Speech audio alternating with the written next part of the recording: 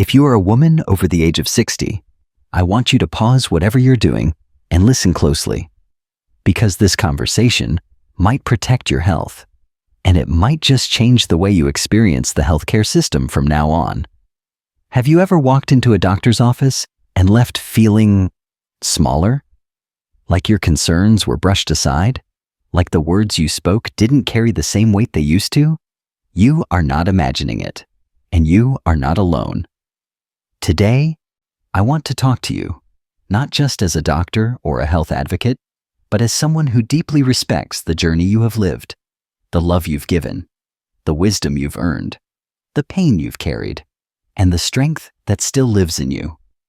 Because too often, in too many exam rooms, women over 60 are being talked down to, underestimated, or quietly pushed aside.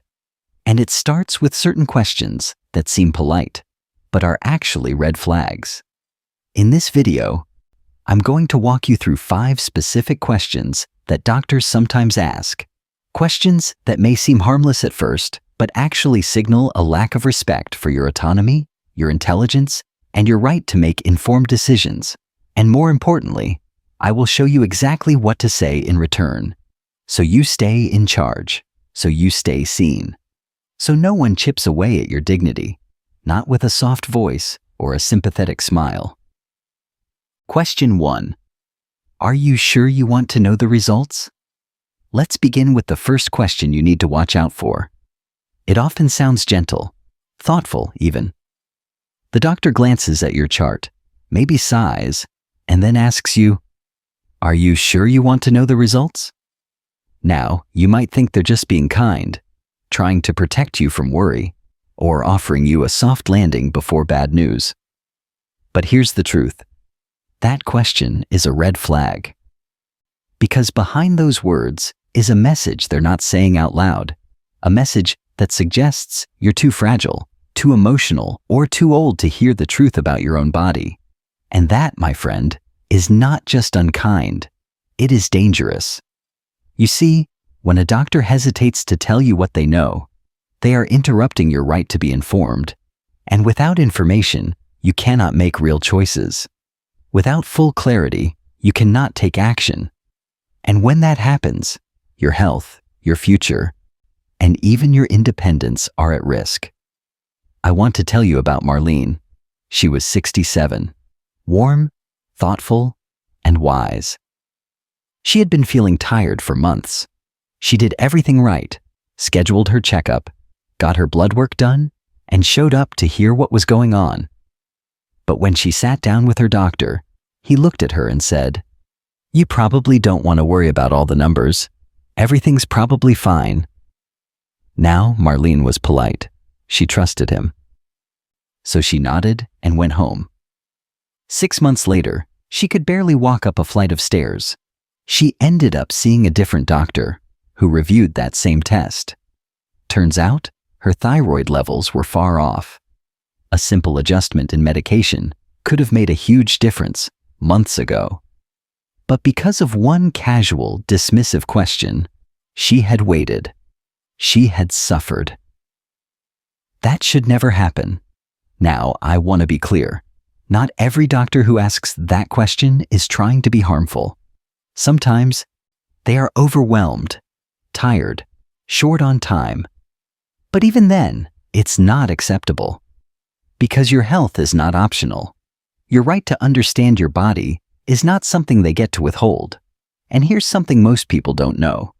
When a doctor says, "Are you sure you want to know?" they are sometimes projecting their own discomfort, not yours. They may not feel confident explaining complex test results. They may want to avoid difficult questions. But instead of being honest, they make it about you. They act like they're protecting your heart, when really, they're protecting themselves from a harder conversation. That is not care. That is not compassion. That is cowardice dressed up as concern. So, what should you do? You take a breath, you sit up straight, and you say, "Yes, I do want to know. Please walk me through the results in full. I have a right to understand what's happening in my body." And if they hesitate again, you say, "If something is wrong, I need to know now, not later. I want clarity, not comfort. You are not a child to be shielded. You're a grown woman. You've survived loss, carried burdens, raised families, endured decades of change. You can handle the truth. You deserve it. And you have earned the right to be spoken to with honesty and respect. Let no one, not even a doctor, stand between you and the truth about your health. Now, let's move to the second question. And this one cuts deep. Question 2. Do you really want to go through all that? At your age? I need you to hear this clearly. When a doctor asks you that, what they're really saying is, you're not worth the effort. They're not asking about your energy level. They're not asking what you want or what matters to you. They're not asking about your goals, your values, or your hopes for the future. They're reducing everything you are to a number. That question is not medicine. It's ageism. Plain and simple. Let me introduce you to Diane. She's 73, a retired art teacher. She runs community painting classes twice a week and still grows her own tomatoes in the backyard. But arthritis had made her right knee unbearable. Getting out of bed in the morning felt like climbing a mountain. She couldn't stand for long, couldn't walk far, couldn't paint like she used to. So she went to an orthopedic surgeon, and after reviewing her scans, the surgeon looked her in the eye and said, "Well, we could try a knee replacement, but do you really want to go through all that at your age?" That sentence hung in the air like fog. Diane left the office unsure of everything, not just about the surgery, but about herself. Was she asking too much? Was she being unrealistic? Was her time already up? She came to me a few weeks later, still undecided. When I asked about her concerns, she didn't mention pain or risk or cost. She said, "I just don't know if it's worth it anymore." That broke my heart, because what that doctor had done, without ever saying the words, was make her feel like she didn't deserve relief, like being 73 meant giving up, like the door to healing had quietly closed behind her. But it hadn't, and we proved that. We talked through the risks, the benefits, the recovery process, and in the end, Diane chose to have the surgery. 4 months later, she was back to her garden, back to her students, and yes, back to standing at her easel for hours without pain. Now let me tell you what that story really means. It means that when a doctor tells you not to bother, you have every right to ask, why not? Based on what? My age or my actual condition? Because here's the truth. Many doctors, even good ones, have an invisible timeline in their head. For some, 65 means slow down. 70 means ease off. 80 means let go. But that is their timeline, not yours. You're not a number on a form. You're not a statistic in a study.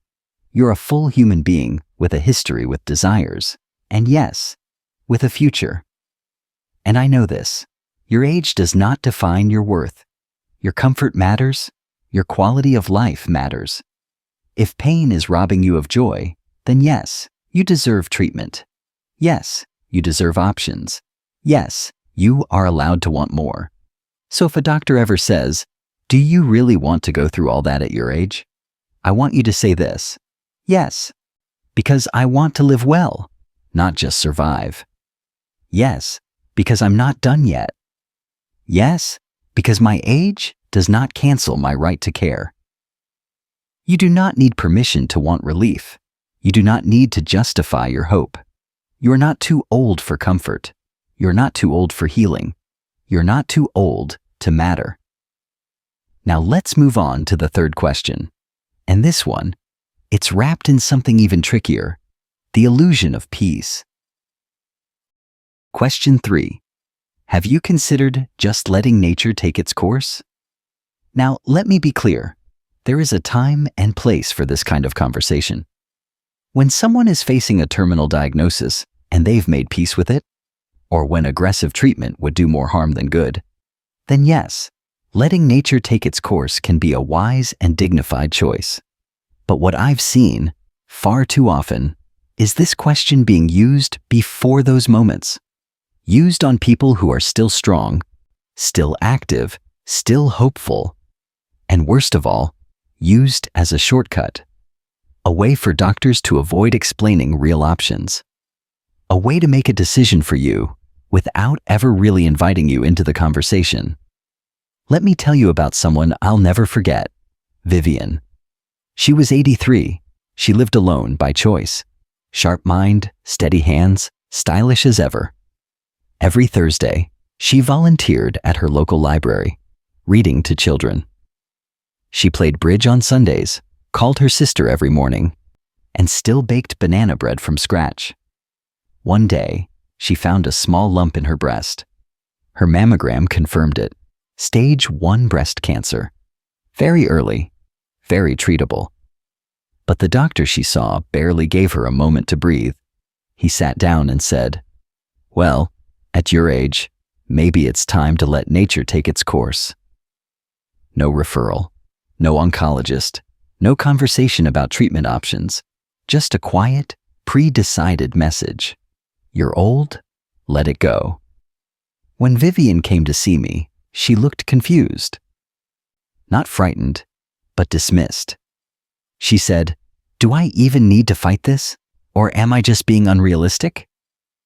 I looked her in the eyes and said, "Vivian, you are 83, not invisible, not irrelevant, and not out of options." We walked through everything, the option for a lumpectomy, the statistics, the recovery time. She asked smart, direct questions. She took her time. And in the end, she chose the surgery. 5 years later, she is still volunteering, still laughing, still showing up to life with that same red lipstick and a fierce sense of self-worth. That doctor looked at her age and assumed the story was over. But she's still writing chapters. Here's what I want you to know. When a doctor asks, "Have you considered letting nature take its course?" you are allowed to pause. You're allowed to say, "Have you considered that I'm not done living yet?" Because sometimes what they're calling nature is actually just their own bias. Sometimes what they're calling peace is actually neglect. And I want you to listen closely here. You have the right to say no to any treatment, but it must be an informed no. Not a pressured one, not a guilt-laced one, not a decision made because someone else decided your time was up. You deserve real conversations, clear explanations, the full truth, laid out with honesty and compassion. And most importantly, you deserve the chance to choose. So if a doctor ever says, "Maybe just let nature take its course," ask them, "Are you saying there are truly no options left? Would your recommendation be different if I were 50? Is this based on my medical condition or just my age?" Those 3 questions will do something powerful. They will force the doctor to stop and think. And if they backpedal, if they stutter, if they suddenly offer more than they did 5 seconds ago, you'll know that your age was steering the wheel, not your diagnosis. Now, I want to tell you something you may not hear often. You're not selfish for wanting more years. You're not greedy for wanting to feel well. And you are not foolish for wanting to fight. You're wise, you're worthy, and you are absolutely allowed to want more time, on your own terms. I have watched women in their 80s recover from surgeries, bounce back from cancer, start new chapters, move into new homes, travel, dance, date, fall in love again. Yes, even at 88. So the next time someone hints that your story should wind down, I want you to remember this. Nature may be powerful, but so are you. You are not done yet. You get to decide how this chapter ends. Now, let's talk about the 4th question. It seems simple, but the consequences, they can change everything about how you're treated. Question 4. Who's making your medical decisions for you? On the surface, it seems routine, harmless, even necessary. But when asked in the wrong tone, at the wrong moment, or with the wrong assumptions behind it, it can carry a quiet message. We don't really think you're capable anymore. The question is, who's making your medical decisions for you? Now, sometimes this question is appropriate, especially if the patient is very ill or clearly needs support.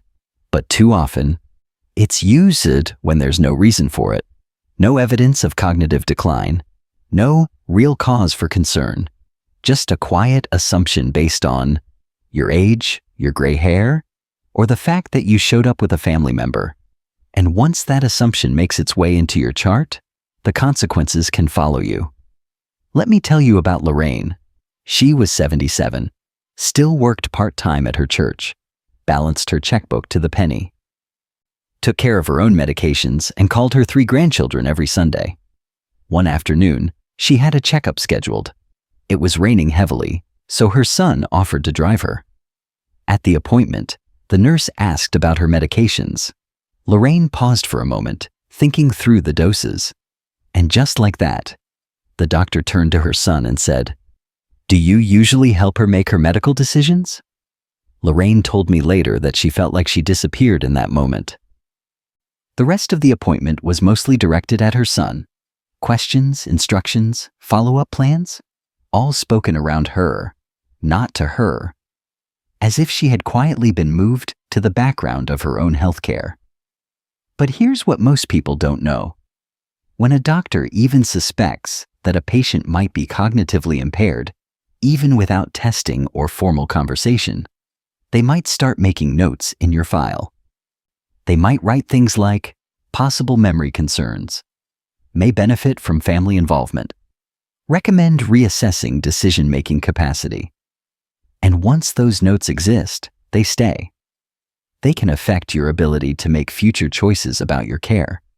They can influence how hospitals treat you. They can even impact legal decisions around guardianship, power of attorney, and insurance. And all of this can begin with a single biased question, asked because you paused, or because someone else drove you, or because you simply look your age. So what can you do?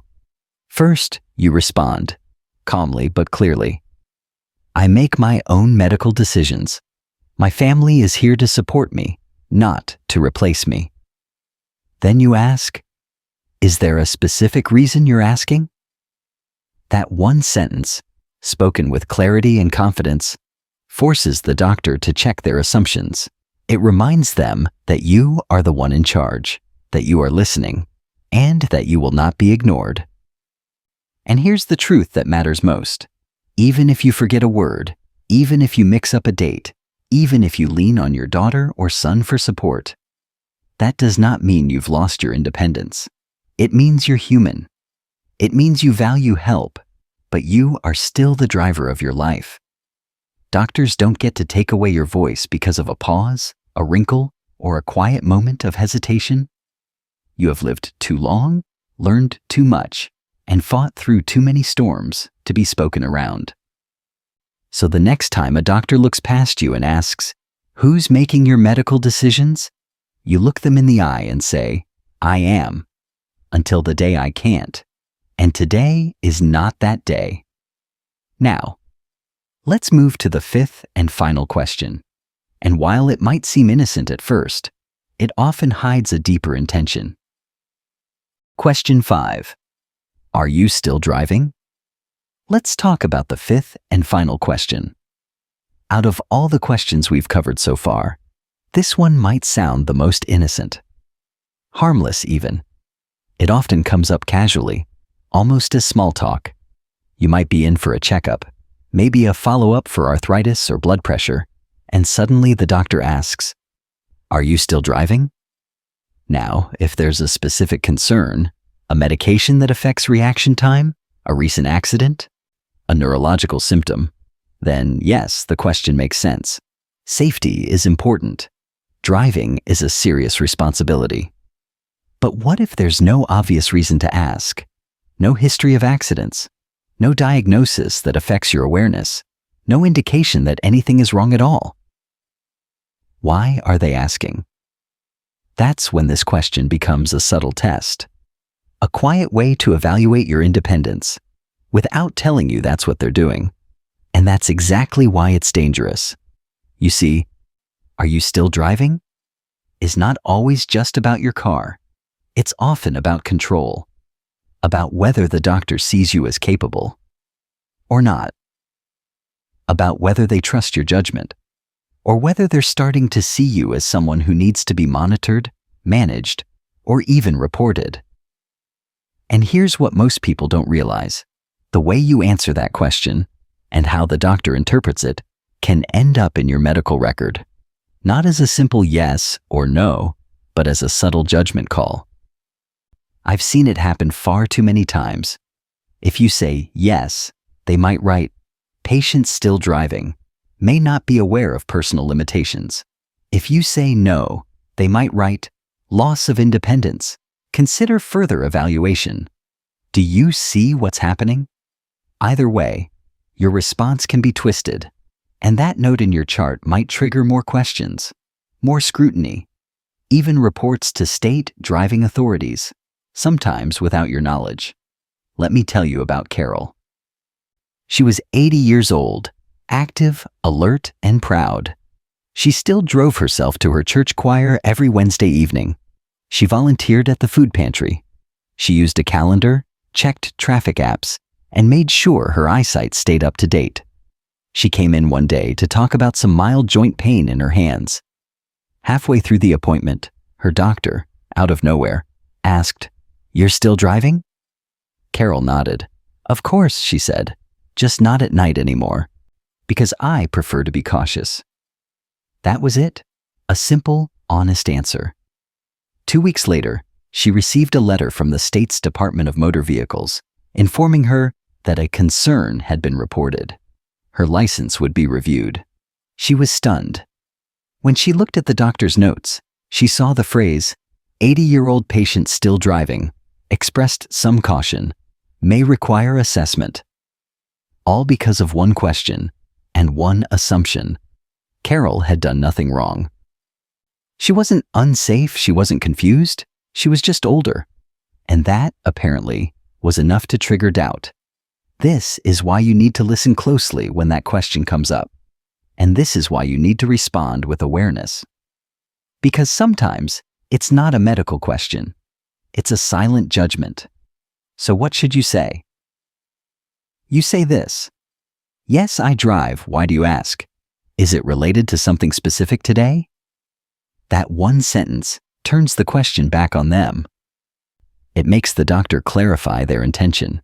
It reminds them, and you, that your independence is not up for quiet evaluation, not without evidence, not without transparency, not without respect. And if you choose not to drive anymore, for any reason, that is your choice. It doesn't mean you've lost anything. It doesn't mean you are declining.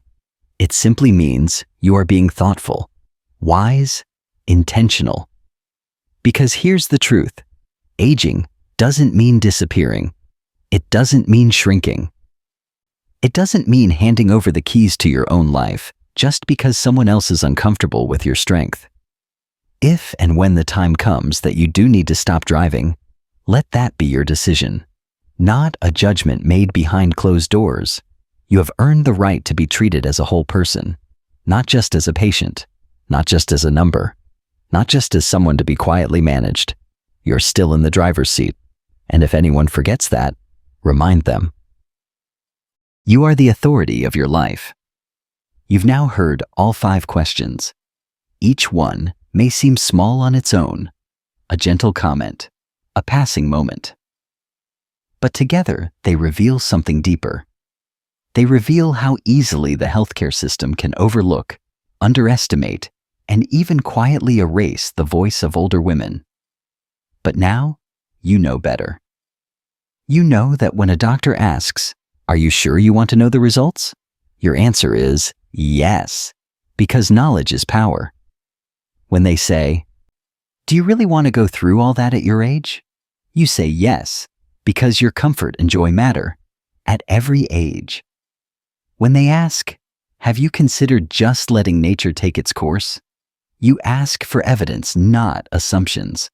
When they wonder, who's making your medical decisions for you? You speak clearly and remind them, I am. And when they casually ask, are you still driving? You ask, why do you need to know? Because your independence is not theirs to quietly question. You, my friend, are still the author of your own story. You're not here to be managed. You're not here to be dismissed. You're not here to make room for someone else's assumptions about what age means. You're here to live, to speak, to decide, to be cared for with dignity, truth, and respect. And you're not alone. There are millions of women just like you, wise, resilient, and quietly powerful, who are learning to speak up, to push back, to say, this is my body, this is my life, and I expect to be treated like I matter, because you do. So here is what I hope you'll do after this video.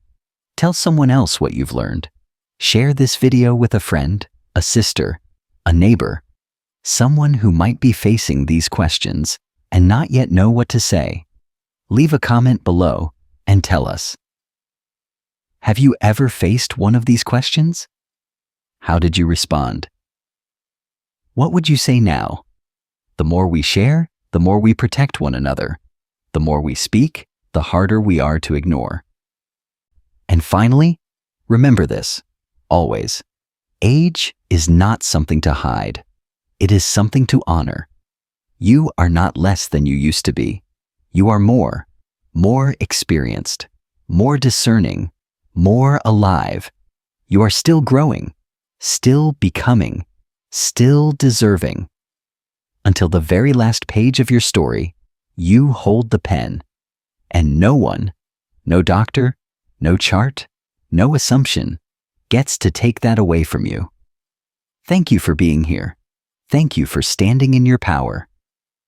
And thank you, deeply, for reminding the world that elder wisdom is not something to overlook. It's something to listen to. We'll see you in the next video. Until then, take care of yourself and speak up for your life.